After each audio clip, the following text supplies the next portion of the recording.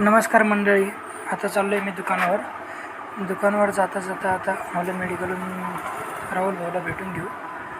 राहुल भाऊला भेटता राहुल भाऊच्या दुकानावर येऊन त्यांच्याकडे बोललो थोडा वेळ. नंतर सरळ दुकानावर आलो. दुकानावर आल्या गज सरळ करायला बसलो, कारण की खिडक्या बनवायच्या आहेत आपल्याला, लोखंडी ग्रिल. पप्पा म्हणाले दरवाजाला कलर मारून घेतो. मग गज थोडा वेळ बाहेर ठेवून मी दरवाजाला कलर मारून घेतला. दरवाजाला मशीननं अगोदर सफाई करून घेतली, त्याला स्मूथ केले. नंतर NC पॉलिश घेऊन त्याला कलर मारला.